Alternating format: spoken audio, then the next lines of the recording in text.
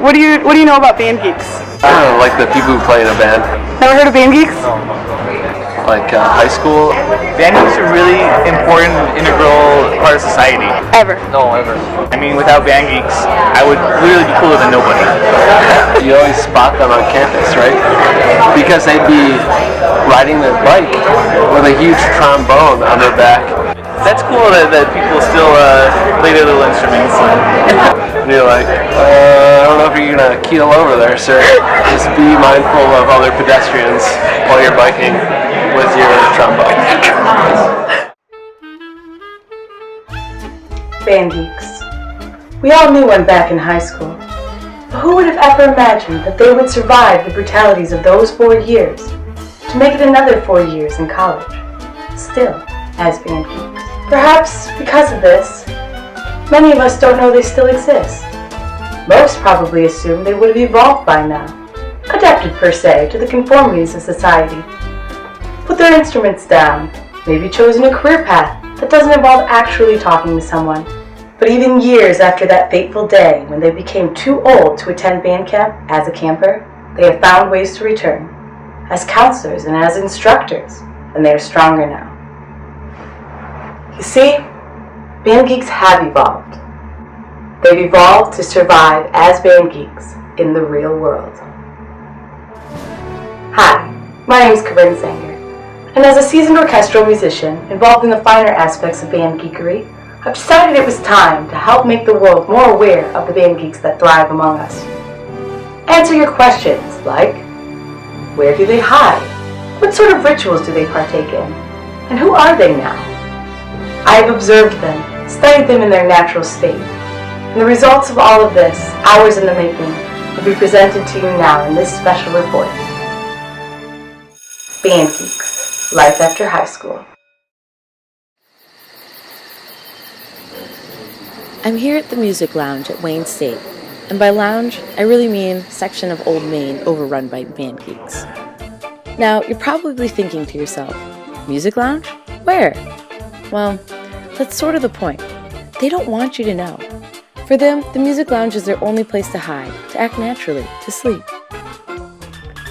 Here, they can safely set down their instruments without fear of some insensitive, musically challenged person accidentally walking into it and knocking it over. They can refuel their bodies with the essential energy drinks and sugary snacks without ever having to actually talk to someone in person. And they can laugh together at things that most other people would never find funny. You see, band geeks are just like real people, just all about band still. After some time observing the social behaviors in the Music Lounge, I decided to check out another environment often inhabited by the band geeks, but a much more intimate place. However, I would have to follow a band geek there to find it, so I chose an unsuspecting victim out of the main gathering space and trailed their footsteps as they made their way to what is known as the practice rooms.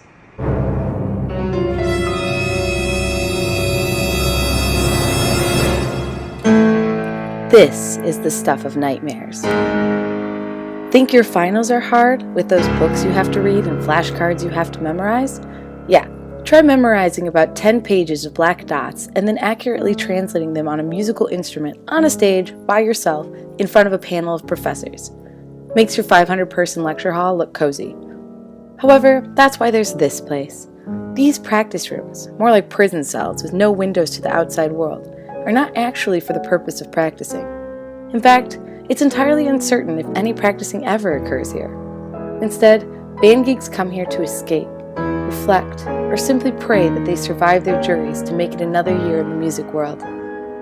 Poor creatures. The tension here is palpable. Next on the list of places frequently inhabited by band geeks would be here, the Music Lab. It's hard to describe. Upon first glance, it looks like a productive place. Computers, keyboards, signs all over the walls implying there are people here who actually read them. Even shelves upon shelves of music and other resources for band geeks to utilize for all their band geek needs. But then, upon further observation, I noticed a complete lack of productivity altogether, and am now entirely confused about the purpose of the Music Lab. So I took it upon myself to ask a few band geeks for their insight.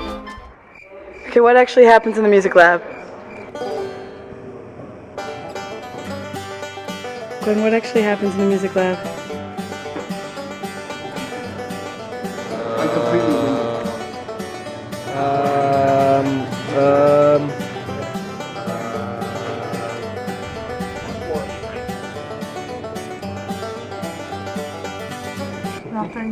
Nothing?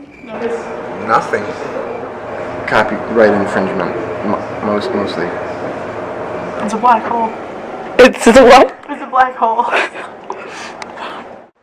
Now, let's take some time to study the daily obligations of a band geek to really understand how they work. Reed making, or ancient wood carving as I like to call it, is a ritual taken on by one of the strangest and rarest types of band geek, the oboist. You see, while all the other band geeks are sitting in the music lounge, the practice rooms, or the music lab doing absolutely nothing, these particular band geeks thrive in their own little delusional oboe world of reeds, slaving away at 2 popsicle sticks with very sharp knives and colorful strings, which may or may not vary based on the mental stability of the maker. They will also experience total mental breakdowns at times, and it's best to just walk away when that happens.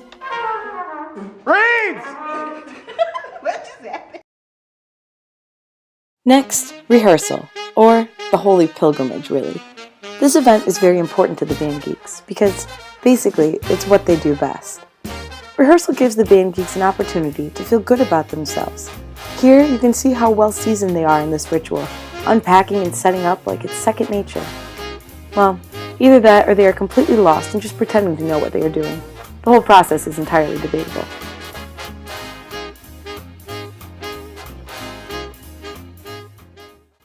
This next ritual is something that is seen in other species of musicians. However, it takes a very different path in the band geek world. You see, orchestral musicians don't mess around with tuning.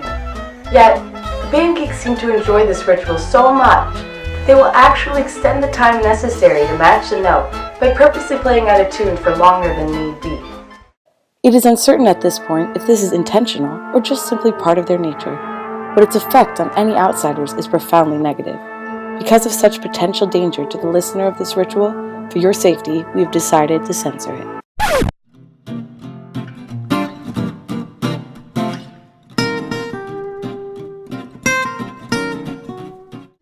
After this ritual is finally finished, there's a change among the band geeks, a dark one, and they become suddenly aware of their surroundings. I realized it was him.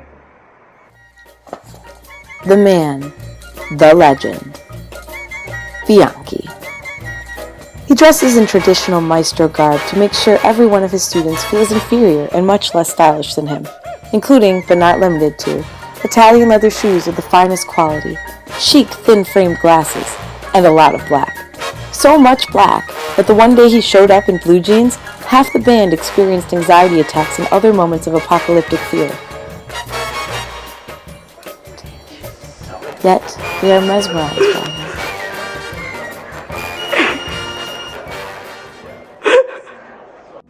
But also, they live in fear of his wrath. Guys, I don't want to knock on the door. Oh, shit. Well, that first number in the second half is 20 minutes long. What are you doing? So you see, band geeks do still exist, and they are real people. They share campus with us, they have daily obligations, and they all bring something special. Special being the key word, to university life that needs to be taken into consideration. So the next time you see a band geek walking around campus with its instrument cradled to his chest, don't bump into him. Instead, try saying hi to both the band geek and his instrument. They'll appreciate it. And if you ever have to share an elevator with a band geek and you notice he's trying to conduct the music that's being played, don't stare. It really makes them uncomfortable.